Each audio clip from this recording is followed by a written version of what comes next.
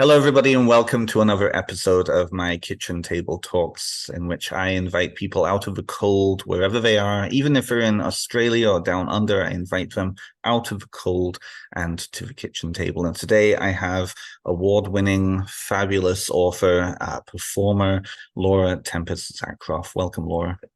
Hi, great to be here. So It's nice good to to meet Yes, you. coming out of the cold. It is coming out of the cold. It's weird. It's strange because I feel like no matter how many people I meet, there's always somebody who I've seen online, we've been connected online, and then actually sitting down with somebody, it's like, shit, I don't really know them very well. So I get a little nervous, you know? But you are very well known in the community, and for most of my listeners, I think they have, if they haven't seen a podcast interview or have seen you in person at the various events on the East Coast and West Coast, they've certainly seen your books. So for those people who don't know, I need to stop looking at myself and look at the screen. For people who don't know who Laura is a professionally trained visual artist and designer, author, performer, and witch, originally coming into the community 2 decades ago and being involved with various organizations and publications. She shares her practice of modern traditional witchcraft through teaching, art, and activism. And if you look in the show notes, there is the listing of all 10 books that are out there. And we were saying before we started recording, you've got a couple of new ones coming up too, that have not yet been spoken of in public yet. Yes, there's going to be a new Oracle deck coming out in 2024. And then there's two other books that I'm currently working on. Those are a little more secret. That's fabulous. Well, let's so to start out with, let's talk about the most recent one, which you co-authored with the wonderful Ivo Dominguez, and that is Gemini Witch. And that has that just come out, or is it's coming out?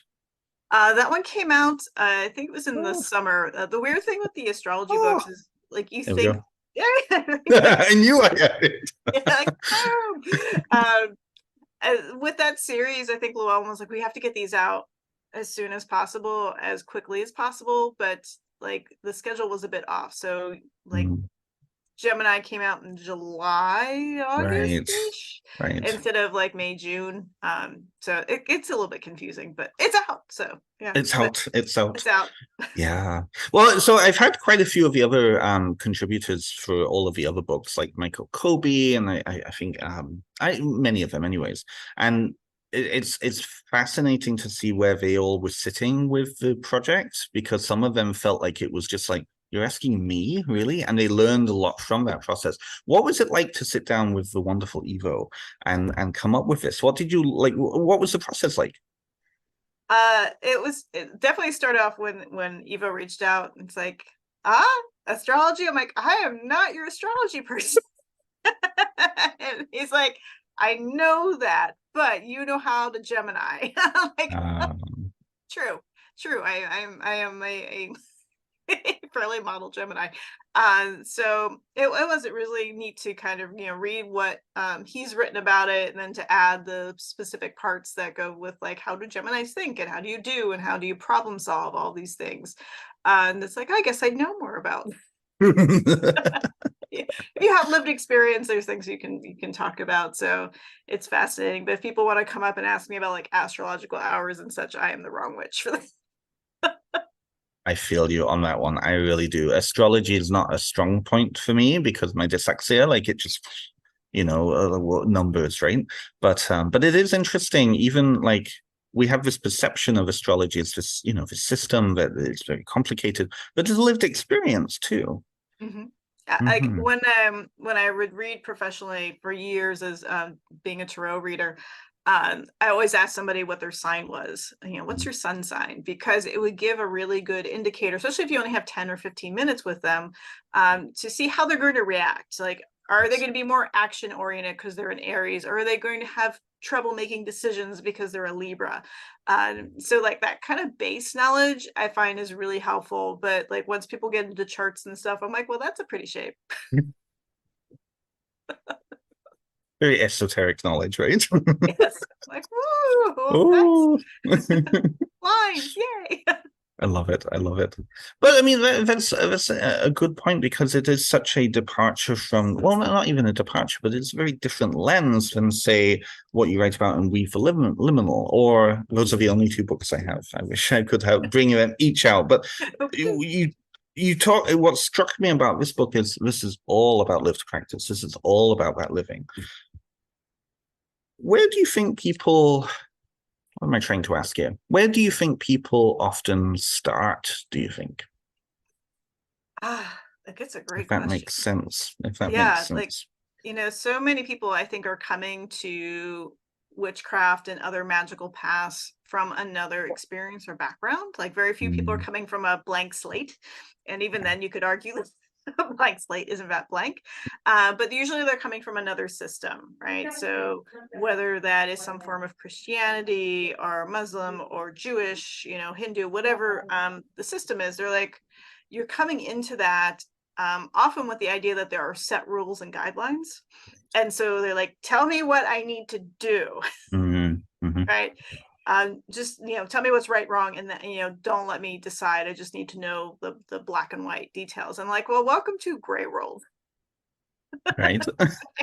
This is more of a self-directed type of thing. Like, yes, but so I think that's a hard thing, because a lot of people just I want, all the rules, here they are, ready to go, and I will apply them. I'm like, Yeah. I have news for you. It's true, isn't it? It is one of those, like, it really is a very subconscious kind of placeholder from more religions of a book, let's say. Let's include all of them. Religions of a book. That idea that there's a certain right way, and that this is the standard, and this, you have to stick to this. And then being in a system where it is like that lived experience, that need to, oh well, I need to have this book, yeah. What? So sorry, go on. Say the people of the books. That's where, all of the books, and some of them are just really great paperweights. Yes. Yeah. But it's always struck me, and it's something, as I was writing my own, I was very conscious about, that, many modern pagans and witches, we rely on books because we're coming from traditions of the book, right? Exactly. Yeah. It's really fascinating. You can see where somebody is in their practice by how hard focused they are, and like, you must spoon feed me these things, or this is just bad. Like, why are you telling me stories? I don't get it. Like, just why do you say I did this, but then you could do that? Like, why? It's like a choice. Like, yes, it is a choice. Yeah, no, it's very interesting. When you see that light of illumination, it's really kind of neat. And the light of illumination in ourselves, like, as soon as I realized that that was what I was doing in my own practice, suddenly it shifted, and it was like, wow, It's one of those moments where I kind of have the like the He-Man soundtrack, like, I have the power. It's like, yes, you could do the thing. Yeah, very much so. So that leads to the next question, really the big question I've wanted to ask you, because you have so much work. And when you look at the publication times of those, it's really been a very small window that you've been publishing. It's been about 5 years? I think the first one came out officially 2017. The Witches Couldron came out in 2017. I started writing that in 2015. Yeah, as you know, the long lead the up, long generally. process. So you're just like, what is time? When do these things come out? So yeah, for book formats, we're outside of magazines and other publications, the first book came out in 2017. That's still not an insignificant amount of time. I mean, 7 years, 7, 8, however many years ago it was now. What's whenever time, it was. Let's suck on my coffee a bit more here. But within that period, I'm curious, what have you noticed about yourself? What have you noticed about your writing style, and how you approach then, like, writing a book for people who are looking for books? Oh, every time I sit down to write a book, I'm like, how do I write a book? It's like one part of my brain is like, I have to write this book, and the other part's like, well, wait, how do we do that? I'm like, well, we've done it before, you can do it again. So that part of the writing process is fascinating, that your brain just goes, or my brain just goes, how do I word? So there's that. There's also really working with editors helps you grow. Like, I come from a family of journalists and writers and designers and such, so I've always been very much focused on writing, like, so I'm like good sentence structure and all that, but I also like to be informal with my writing too. It's like, I've learned the rules, now let me break them. Yes. But the editors at Lowell, my particular team, I love them because they've always pushed me, and like, as I'm writing new books, I can hear their voices in my head. Right. Like, okay, how do I see it, how do I write this more clearly? Especially, so like, Weave the Liminal, it has a lot of axes to grind. And surprise, like, apparently, like, I think it's 5 years now that the first physical copies arrived. Like, today was in my Facebook feed. I was like, it's only been 5. Wow, that's something. Ancient. Congratulations, though. Like, it feels like 10. So, there are some things where I'm just really irreverent and sarcastic and having a lot of fun with writing it, because it's really coming out of my lived era experience and what I was dealing with. And some people do, especially if it's being read as an audiobook where someone is putting emphasis in the wrong spots for what you write. For like, oh, yeah, like, you can tell like which reviews were audiobooks. I'm like, oh, you listened to this. I'm sorry. I have to ask, is there a specific example you're thinking of? I'm really curious now. So some people, I play, there's a lot of jokes about ceremonial magicians in there. Like, and this sounds terrible. I have friends who are ceremonial magicians. Who also like think the jokes are great. It sounds terrible and horrible, but I'm going to keep going with that. So there's some people who are very offended by those things. When I'm talking about giving the background about my experiences, people are like, oh, well, she brags a lot. I'm like, no, I didn't even write down half the shit I did in that period. It's like, you have to tone things down, especially if you're, female presenting, because that's bragging. But if someone who's male presenting writes all these things and they're like, oh, so respected, and, yeah, you can just feel the patches on the arms start to come out of their yeah. It's just different. There's just few different points that I'd still keep them. Like, my plan is at the 10-year anniversary kind of update and revise, because things have moved so fast that I'd still keep some of that irreverent things, but I couch them a little more gently, or at least a little bit more information, so that people really understand what I'm saying, instead of just be like, and you're in on the joke. Oh, you missed the joke. Right. So here's maybe a bit more of a specific question. Feel free to say no, you're not going to comment on this, but I'm curious with that. Is that coming from a place of needing to be more diplomatic, or is that coming from a place of, I just don't feel that way anymore? Maybe both. Where is that coming from? I think as a Gemini, it's like, my goal is to give you information and to share the experience, right? So that you can go forth and take it. And if there are things that trip people up, I want to explain them better so that people can get it. Like, some of the things there was a while back where someone's like, oh, they're anti-Christian, and I'm like, no, I'm talking about some of these practices that are harmful, right? That often impede your practice and your path. Like, if you want to still take on those things, that's great, but you need to be aware of what baggage is coming with these things, and being a bit irreverent with that. It's like, no, whatever path, whatever religion you want to apply, that's great, but also know that you have this baggage, you have these things that are affecting how you move forward. When you still have people who are going, but am I going to hell for this? attachments of like the body not being sacred, the shame that is associated with the body. Those are things that people need to be aware of. But I feel like by the time I got to Anatomy of a Witch, learned a little better use of, still having humor, but explaining the humor a bit more so that people got it. Makes a lot of sense. I had Mortellus on previously and a few weeks ago, and we were chatting about the same thing, a very similar thing, how humor around death, because the death industry is filled with very irreverent humor, can often come across as being very cold to people outside who are in their emotions and who are dealing with the baggage of death. And it's so, I think that really underlines how really personal all of this is. Yeah.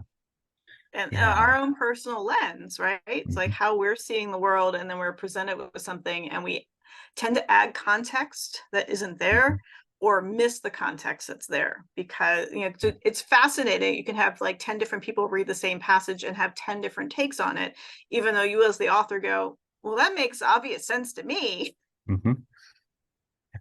That makes sense. No, that makes sense.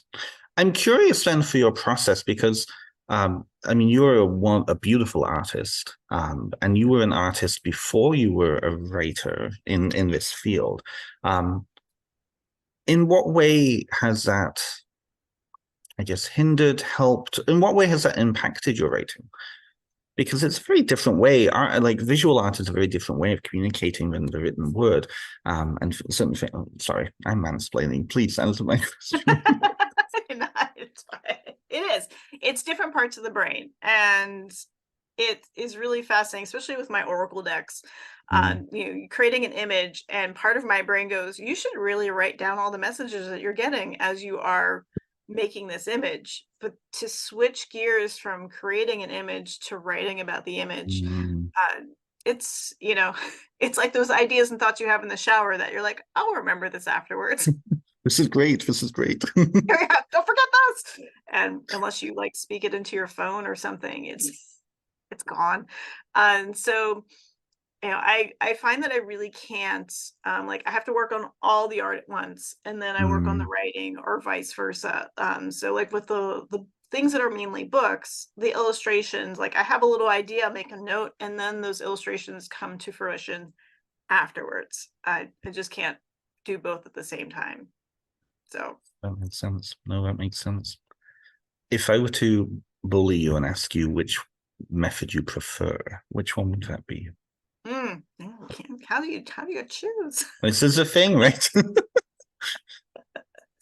I really can't, because I'm definitely a person of the word. I feel like information and explaining, it's a teaching part of it too. Both, also my parents were also teachers, and most of my family are teachers too. It's right. Like all these things. So whether I'm teaching art or dance or witchcraft, there's always that need to explain, and I often am switching, especially with teaching dance. I really learned this about different kinds of brains. Like I learned about the neurospicy range. How do people learn?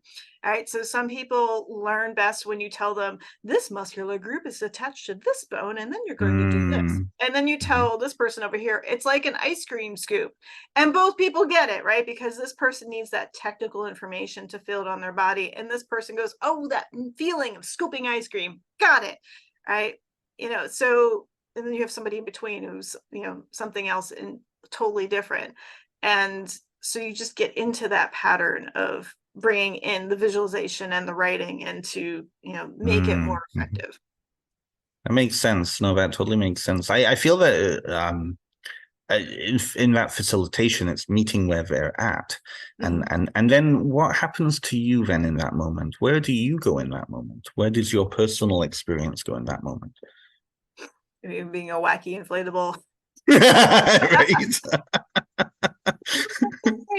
Absolutely doing the thing.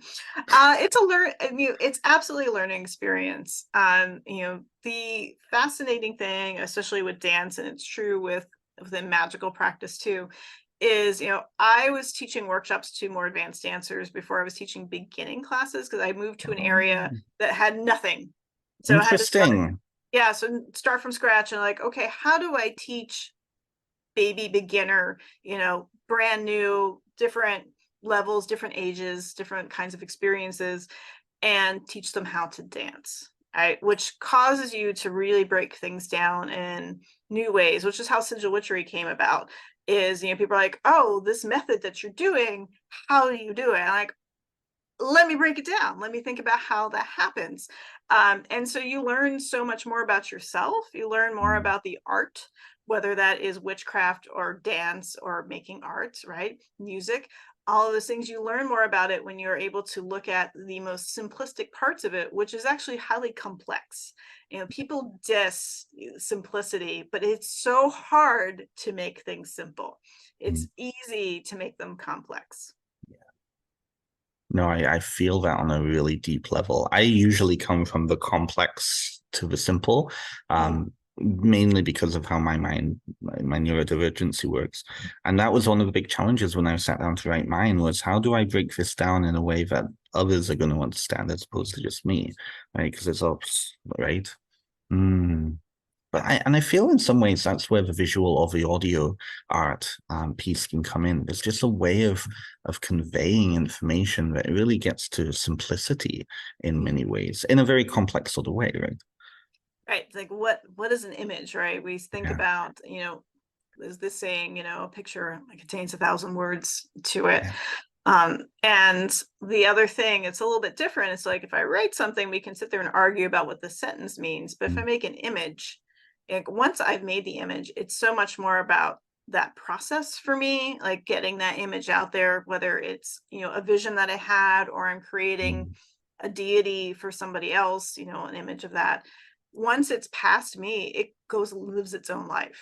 And right. Whether somebody sees it as this deity or has that experience, or, they love it, they hate it, you have no control over that. Technically the same is true with the book, but it feels like, it feels a little bit of a smaller category of how one argues with it or sees it or feels about it too. I'm really different creatures. Oh no, I totally get what you're saying. I've been really practicing on icon making for my own personal practice, and because the way my brain works, and I feel like a lot of people's brains work, it's easier to connect with something when you have a symbol that you can connect with, and it is a very different relationship. One of your pieces that I have absolutely loved, mainly because I'm from Wales, I'm actually from quite close to where Christopher Hughes lives, is your Mari Lwyd, and I absolutely love your Mari Lwyd. And I've always been curious to ask you, but I always felt nervous to reach out and ask. When it comes to your relationships with your subjects, books very different, as we were just talking about. When you're working on an image of a goddess or a god or a deity or a spirit, whatever, do you have a relationship with that spirit beforehand? And is that an easier process for you to then work on that piece? Or is the process part of that relationship? Well, I'm complicating it. What's your relationship and process like? It depends on what it is. So like the Mari Lwyd is a fascinating one, because I was creating these images of horse-headed goddesses all the way going back to college. So we're going back to the late 90s. And they weren't horse skulls so much, but they were, like I was saying, that's sort of Epona-esque, because that was the only sort of thing. And people are like, Rhiannon, and I'm like, there's a name for it. But I guess it was about 10 years ago, it really morphed into this horse skull woman. All right. So you would see the skull, but then there would still become mostly a flesh body there. And I started posting some pictures of those, and someone said, oh, it's the Mari Lwyd. And I was like, oh, wait, what? Wait. And what's even fascinating is, as I was working on those images, it was the time of year, and it really hadn't gotten as popular as it is now, where you see, everything. And I was like, this is so fascinating that, the image kept coming to me and morphing and changing. It would be like unrelenting. And then to see this and like, I've connected where you're coming from. So that's one of those mysteries of deity where they often come to you without that name, without that presence, so that you just start to fully explore it without any sort of baggage. Right. And they're like, I'm not telling you my name until you're ready. Right. Yes. So that was one of those really fascinating journeys where it's like, you come together, like almost the Ouroboros, right? They come to the end of it, you're like, here's where we are. Where other deities, I revisit regularly. Like, I don't know how many works I've done of Persephone. There's certain deity, Hecate, just been coming back to over decades, because it's my own personal journey with them and where they are in their myth and how I'm experiencing them, or how I might be interpreting it for somebody else. So sometimes I'm creating it for me or for the deity, right? But then people will come to me and say, I need a painting of this, and I will give you the colors. Right. And time and all those things align, and then it's tapping into their idea of it, and then to experience yet another facet of it. So like the Cernunnos that is on the cover of Jason Mankey's book for the Corn God of the Witches not predates, but it harkens back to another painting I did for him and his wife Ari, the original Cernunnos painting. And it was so much more of like, let me tap into your vision of him, versus mine, mine was a very East Coast, Right. very East Coast, very New England type personality. That experience, it was fascinating to experience what he saw or what they saw, and then connect with that too. And again, you get a fuller picture of deity. People think it's only this, it's his mascara daddy or whatever they're looking for, right? You're like, no, that's not just that. There's so much more, because depending on where you are, where your experiences are, and how they want to interact with you, all of that, it's amazing. It's beautiful. It really does speak to that, not only regionalism, but that individuality. I mean, so many of our colleagues are really pushing this out there, really teaching this piece around that individuality piece, and that regionalism piece. Yes, the original context of the landscape that these deities originally came from is important, but to also see them in the landscape now, to encounter them in different ways. I know Matt Oren was talking about a West Coast version of Pan, and forming a new epithet for Pan in his working relationship, and I thought that was really, I think it was Pan. If Matt is watching this, which I'm guaranteed he isn't because it's very busy, I hope I have misquoted him. So I'm curious with then that piece, that's really important piece. Has there ever been a piece that has been really challenging for you because of whatever reason? There are some that we have more colorful arguments as the art.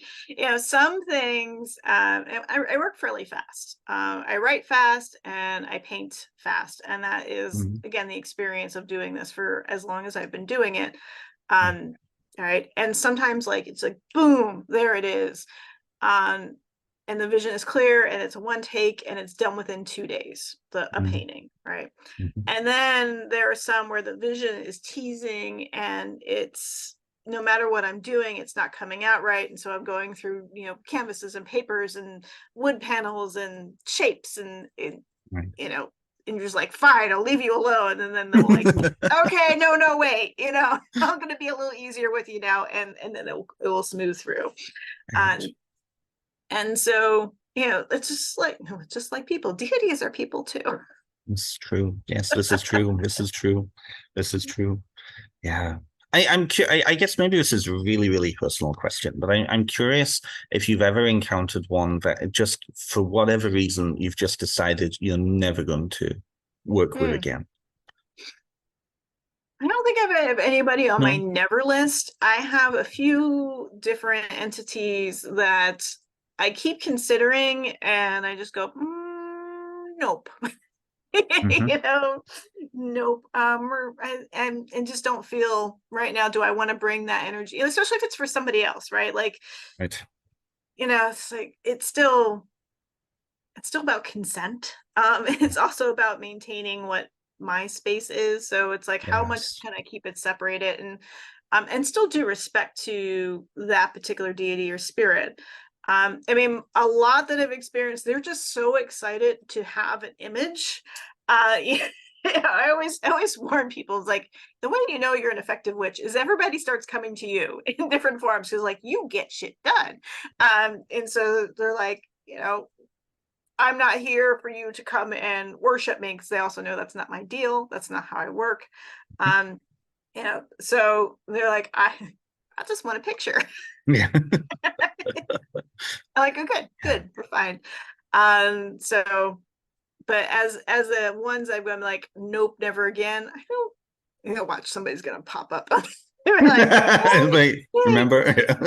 I mean, I would say that, you know, Odin got his painting, and he's probably hopefully good for a lot of good lives. Yeah. I guess the reason I ask that is, and you made a really important point, that piece around that not disconnection, but that boundary between you as artist who is using an ability to channel this information to then create the image, versus then the worshipper who's going to then worship that image. So I feel like a lot of people, they enter into these traditions feeling like they have to worship anything that comes to them, or they have to worship because of virtue of, like they'll only want to work with somebody who worships Hecate in order to create an image of Hecate. And that's not true. When we look at the artists that we have in the community, many of them are artists for hire for similar reasons, right? Yeah. And even if somebody is a devotee of that particular deity, it still might not be that same type of image, unless they've already created something that you want. Then you're probably going to buy a print of that, or whatever. There's probably a few that I'm just like, you know, that's obscure, and you know,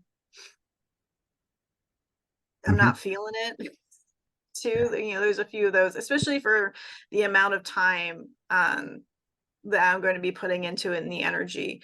It's like, Yeah. there's been a couple, but it's also people are like, sort of, they're often channeling some sort of spirit or something. I'm like, I think you need to make that art, not me. Right. You know, like, Right. I don't, there's not even like a historical reference or anything I can pull into for that. You know, and that's where, like, people can make art. You don't, you know, it's nice to make art for people, but I want people to also make their own sigils, make their own art, make their own spells. And as part of that process, I mean, we share mutual friends who have gone through that process, and it's been a really intimate piece.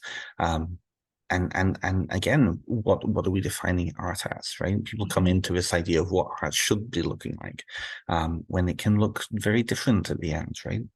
Yes. Oh, that's a big thing, and I talk about in visual alchemy is, you know, people think that artists have this specific vision and then it's perfectly executed. And I think that's not actually a great indicator of art. You need to go through a journey. So I might have this idea, but I hope that I'm going to be somewhere over here in my understanding of how to bring that into the world. You know, because people just think that's going to be, oop, boop, copy, paste. Like, oh, no, that's not how it works. So, and often the result is even better.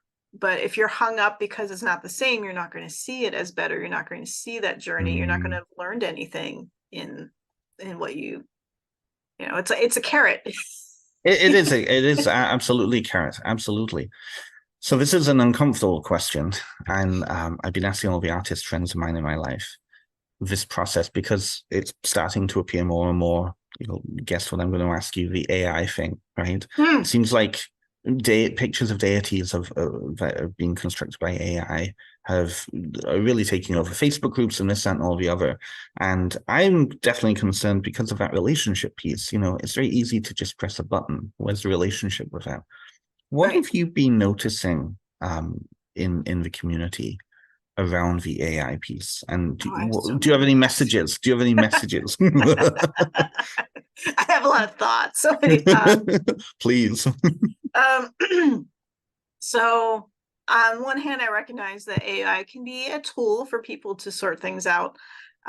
Especially I have one artist friend who fed his own art into it and he uses it to kind of create ideas and then prompts and goes through there and still does physical digital art, which I still think is a dangerous place because you're still feeding it into a machine. And if that machine's connected to the internet and to a bigger frame, your art is going out there. It's, people are like, I can tell AI, right? And like, you are the same people who have been passing off bad photoshopped images and haven't been able to tell those apart. You're like, no, you can't tell bad Photoshop. You definitely can't tell AI. And like, my feed is still full of things people sharing. I'm like, this guy doesn't have an arm. Yeah. Like, look at it for 2 seconds. Where is his arm? Yeah. People, it comes down to people aren't paying attention to details, right? They're not looking at like, oh, he has 3 arms, or like the owl image that was going around that looks like a griffin. I'm like, the owls don't have more than 2 legs. Look, think, look. And so, but it's just calling out a known problem that people are often skimming over the important things. They're just like, oh, pretty, oh, ugly, oh, this, like that snap judgment, and not truly observing, which to me is integral to witchcraft, that we should be observing and considering and looking at our environment in a whole as well as on a detail level. So that's an issue. On the other side of like the ethics, obviously art being fed without consent into it is shit. I'm a traditional media artist, so it's kind of harder for things to mimic my work. It's not a challenge to anybody out there, but versus my friends who paint digitally, it's easier for a computer to already pick up what's going on in there, right? Because it's within its known how to do that. It's like, oh, the Adobe things, it can easily do that. Some people talk about that they're communing with the spirit of the algorithm or the AI intelligence behind it, and so it's channeled through that. I think we share many opinions on that too. Like, yeah. I'm still kind of upset as I bought this a deck recently. That's right. An event, that I thought was, I was like, oh, this is great art. I didn't, I was in an event. I was overtired. I had been up for 24 hours, so say my own personal thing, but just a quick. I'm like, okay, here's an artist presenting their deck here at an event. I'm going to assume it's their art. And then to find another deck that looks, very similar style that's not by them. I'm like, no, why? If you are an artist, use your art. Use your art. Make your art. That just this is the thing. It's one. I feel like I'm personally in an echo chamber nowadays because I'm connecting with all these authors. I'm really deep diving into folkloric and tradecraft, right? And my background is in like Lukumi and Spiritismo, so very, very grounded traditions, right? And so I know what not only it costs to buy, like, created, handmade individual items, tools, whatever, but that piece around really like respecting handmade, like having gone through a ritual process to create something. And I feel like everybody I know does, but every so often there's people who'll show up and they just be like, oh yeah, no, I buy a Harry Potter wand, or, oh no. Like, why is that, ritual dagger created by a blacksmith in the Olympic Peninsula? Like, why is that $500? It should only be 50. Like, and it shocks me. And it's like, okay, at that point, then who's the issue? Am I the issue because I'm in an echo chamber? Is this? It's very strange. And so I've seen the apologists talking about AI online, and it's like, I'm sorry, you're missing the point. But then I have to be very cautious because I'm an author now and I have eyes on me, and can't speak too badly about it. But at the same time, it is a dangerous trend, and I'm wondering then kind of what the outcome will be. Yeah. we live in interesting times, and Mhm. having, the fascinating thing about creating an oracle, and then seeing what people think of different cards, is people find things in those cards that you don't even Mm. realize were consciously there, right? That people see another image there. It's like, and I go through a process when I'm making it. Like, there's the idea of the card, there's the art that comes out, there's the writing that Mhm. goes through it, and then there's that, again, that other experience Yeah. that happens. And what are you taking out by not actually participating beside him? I'm not talking writing prompts. I'm saying the drawing process, the painting Yeah. process, the sculpting process. And yeah, Yeah. you're missing part of the equation, and it feels like fast food. It does feel, no, that's a very good analogy. It does feel like fast food. And I guess maybe like, that's where I feel caught, because like again, so many people I'm connecting with nowadays, so many people who are reading my book, particularly, and Mhm. we share. I'm sure we share a lot of the same readers. It's almost like the fast food movement versus the slow food Slow movement. I food. feel like so many people are connected with the slow food movement who I associate with, right? And then it's like, oh yeah, yeah, McDonald's does still exist, right? Never made the Yeah. connection. It's AI food. It's AI food, it's And not the gonna, cost is high, not cheap, and multiple costs.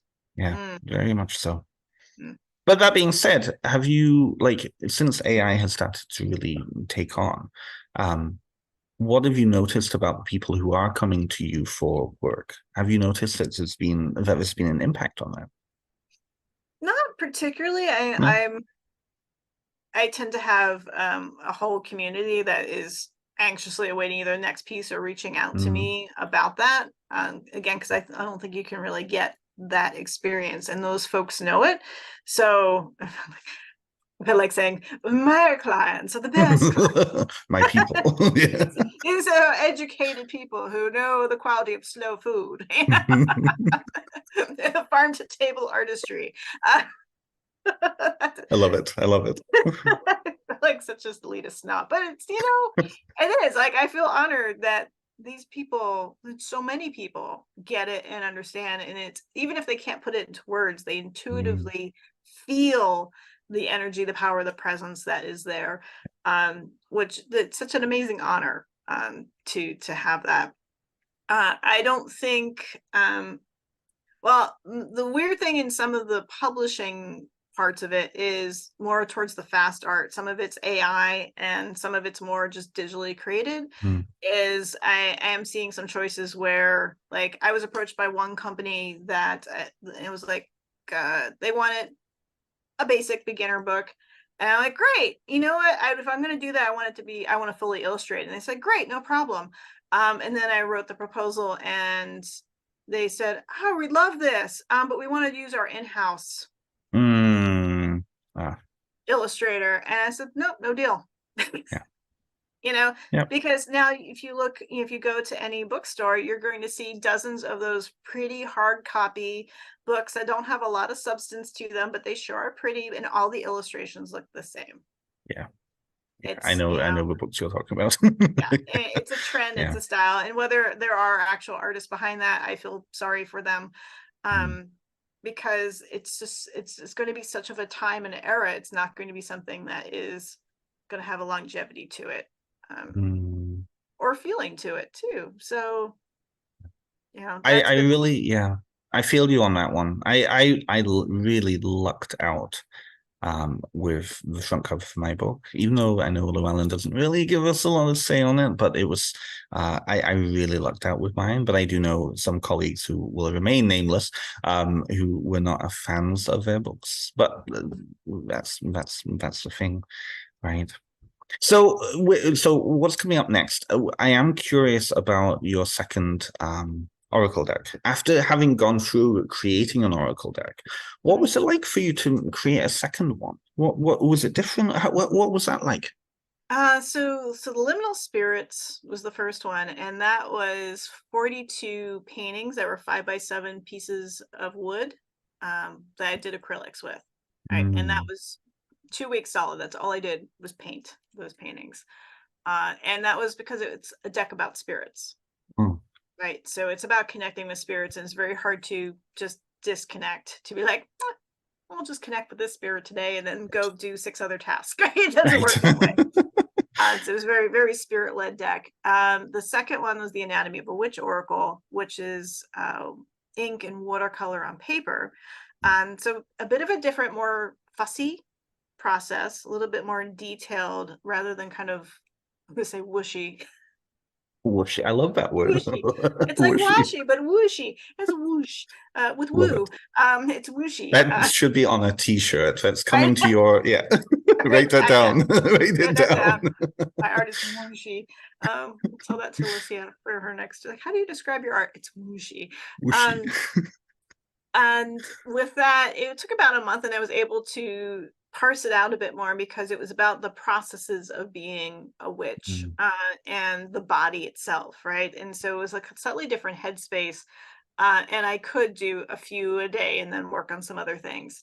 The third deck, which is the one that's going to be coming out in 2024, that is based off of Sigil Witchery, and that's a completely different experience, because it's just pen and ink, and then scanning it in and creating layers, and it was like, it was probably the most enjoyable experience. I was like, I just whipped out 52 cards. Now, of course, it was a lot longer than that, because I had to not digitally, I physically did pen and ink, and painted all of the images, and then scanned them in, and then worked on them from all of that.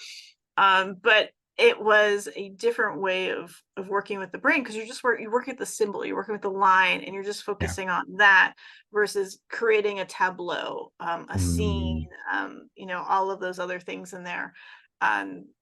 So I'm very excited about this deck, and I made my own knockoff deck.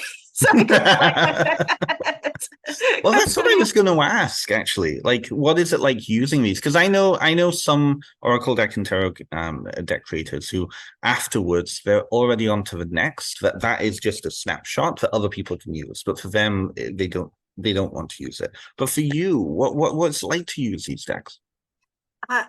It's great, because it's because like, I have this system, because that's also where my brain works, is each of these is a system. The Liminal Spirits has its own system, Anatomy of a Witch is its own system, and then again I had to create another system for the Sigil Witchery. And with the 2 prior decks, though, I didn't really get to physically play with them. It was more of, I have the art, but it's not quite the same as the cards. And especially with the first one, the art director sent me sheets, but I'm still looking at the sheets. I'm looking at in terms of design, then thinking about playing with them. And then when you get the cards, there's so many more ideas that come, because you have this physical product. Like the Anatomy of a Witch Oracle, as soon as I got the first sample of it, I created a whole new spread than the one that's in the book, which I created a video for, because I was like, I wish I thought of this when I was writing the book. I mean, the spreads in there are great, but there's this main spread that I use now. And as I'm working on finalizing the Sigil Witchery one, now that I've made my own mock-up deck, it was so cool. I was able to, as I'm writing the spread, really be able to play with it and see how it is. And then this past week, when I was visiting friends, they had a full moon ritual, and I was like, I have an idea, because we're just kind of bouncing off ideas of what to do. And within that ritual, we used the deck.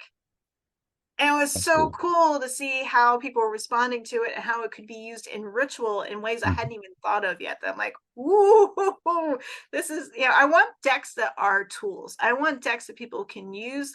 I don't want, that's why my cards don't have like, here's your 6 keywords for what this means. I want you to dive in. I want you to use it for your path and your practice.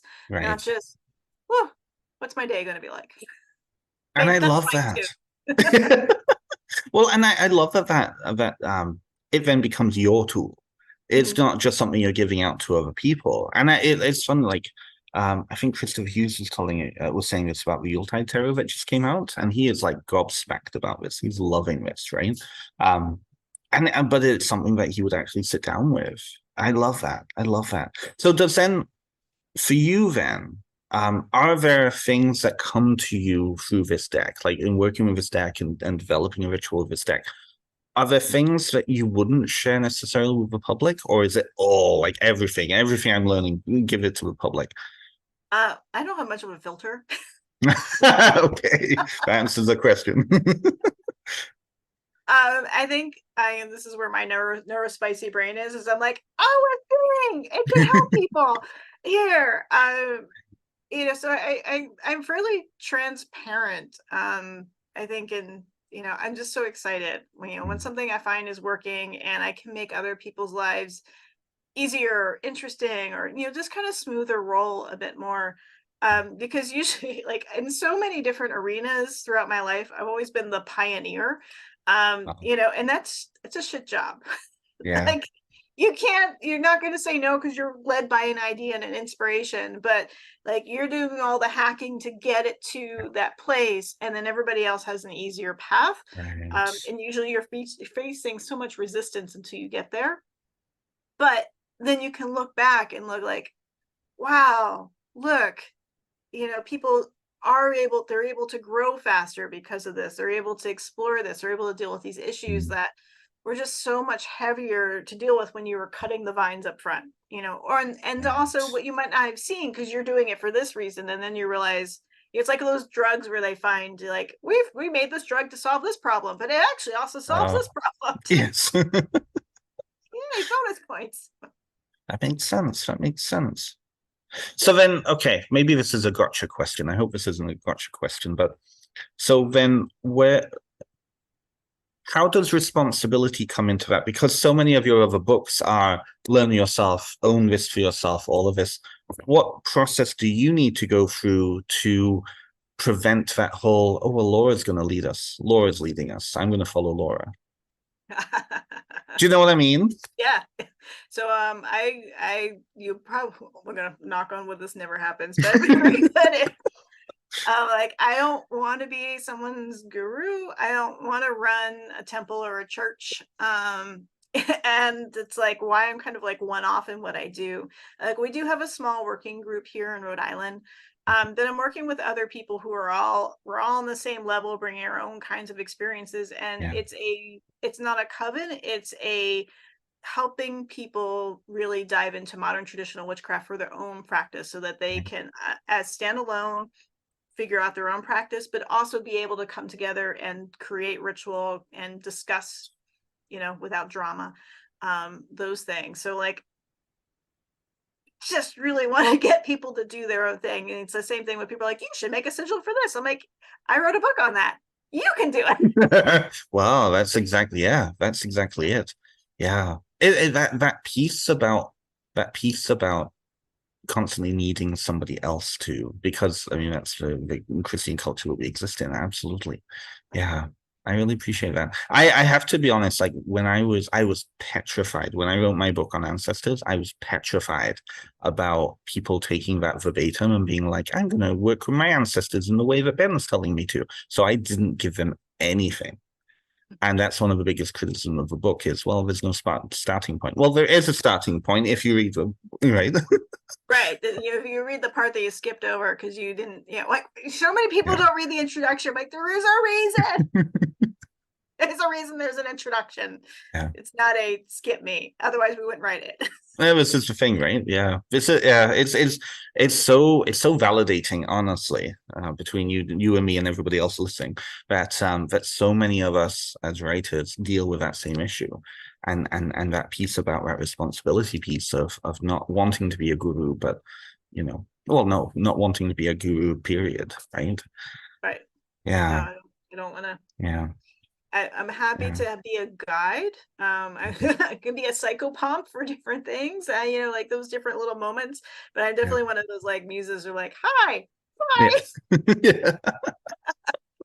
Examples. Yeah. Well, that's the thing. It isn't. And what I'm really learning is that, again, it's that developmental phase piece. God, now I sound elitist. I hope I don't come across elitist, but welcome to the elitist world. Soon you can also be a member of Spike Coven. Oh, I look forward to that. I so funny. I find like what you were saying before about that transition point between being very sarcastic and very in your earlier works moving forward. And I feel that I submitted something recently to Alicia, and Alicia was like, I cannot take this to my bosses, Ben. I cannot take it. I'm like, oh God, yes, okay, I see what you mean. It's fine. So I've got like my recent vision notes. So there's always something where I still manage to put something really flippant and goofy and probably far too media reference for anybody, for 90% of the population. And I think one of us, I put like the end was like practice sparkle motion. Mm. and this like, please explain. I'm like, no, you, how explain sparkle motion? It's a media reference. Leave it alone. Which I do usually get away with like one or two of those, but I often, like maybe it's just in my head. Well, it is funny, like I as I was writing mine, like, I'm the type of neurodivergent where I need to have a story to connect with, and so media stories are media stories, right? And I think I made a really obscure Office reference, like like filling a tea kettle with things, right? And of course, Alicia and Hannah knew what I was talking about, but they still had to put a footnote to explain to people who might be reading it in translation in Ukraine or somewhere like that, right? But this is an American, TV show. And it's like, oh, interesting how it was just very interesting. I learned more about my own self through writing this thing than necessarily what a person in Idaho on a farm might, all these things. Very interesting. Yeah, absolutely. And as we age too, it's like I'm hoping that MacGyver gets remade so that I can continue to make MacGyver references and people are like, what? Just wait until it goes on Netflix. All the kids, all the 19-year-olds are wearing crop tops and they're watching Beverly Hills 90210 and they're like talking, like using dweeb and dork and all that again. It's all coming back again. So that gives me peace. It gives me such peace to know that my obscure media references won't be so obscure. Of course, they're heavily judging all those obscure media, but that's just way of culture, right? And the translation stuff, like I had a nightmare where I like dreamed that somebody just, whoever was translating my book into whatever language just added and changed things. And like, how do you know? I have no way of knowing. I have no way of knowing it's the same in Polish if it is in English. I don't know. And that's the thing, like one tiny little word can shift the whole thing. So if I may ask, what languages have your stuff been published into? So we have Polish, Italian, Portuguese, Russian, French. Wow. Somehow what was it like? Spanish. I don't know why Spanish is not. I have nothing in Spanish, which I'm sorry to That's all very strange. Spanish. I have no control over this.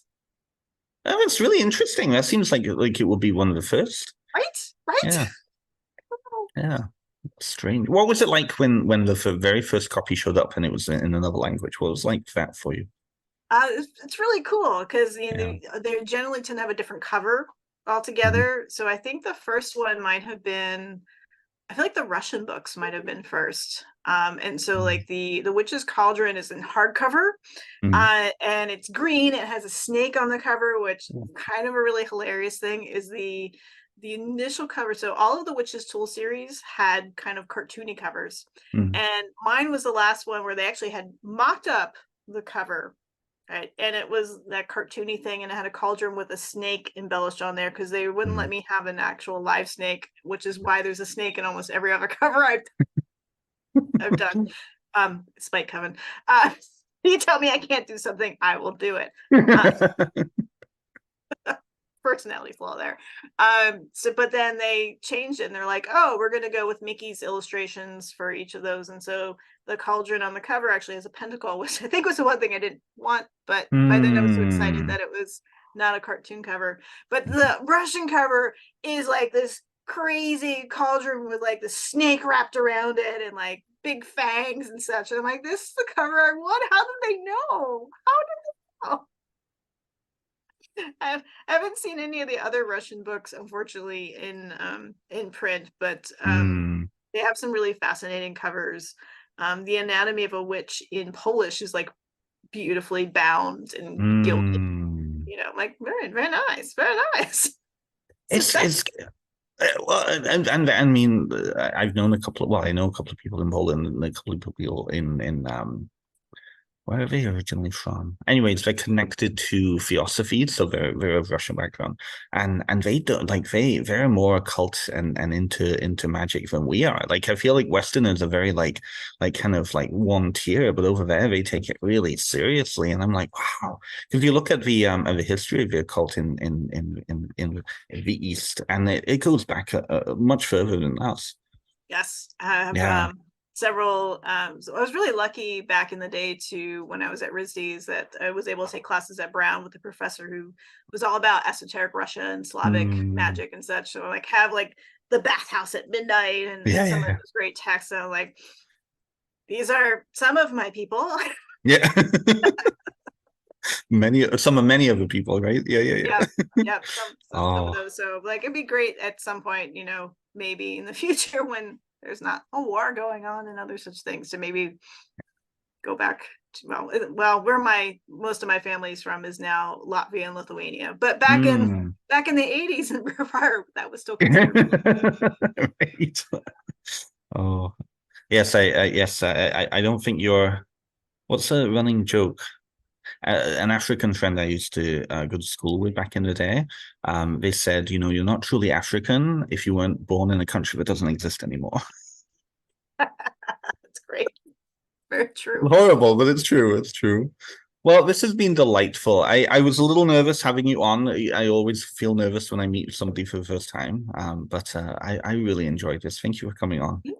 Thanks for inviting me. I hope we get to meet in person in the. I hope so. I hope so. Yeah. Well, it's kind of a weird feeling. Like I'm only across the border. Like I'm 8 hours from Washington. Like I'm not that far away, but all of my money is going to propelling me to move over to the UK later in next year. So it's one of those things where, you know, as much as I would love to come to like Paganacon and Sacred Space and all these, it's just not in the cards right now. But in the future, I would love to, and I'm sure we'll meet up at some Llewellyn function at something. Yeah, I definitely overdue now for another trip to the UK too. So hopefully, maybe actually that's coming summer if you're already over there. That could be a thing, absolutely. Well, Glastonbury. I mean, everybody goes to Glastonbury. I know for a fact Nicholas Pearson is trying to get over there. So if you can be smuggled in his luggage, maybe that's a way. Oh, this has been delightful. Is there anything? So this is coming out 1st of February. Is there anything that you'd like to promote? Anything that you've got coming up that you'd like to plug? Well, I guess event-wise, once we get into February, we've got MythicCon in Pennsylvania. I think that's Gettysburg, and then there'll be Sacred Space. Actually, between that, Paganacon in March.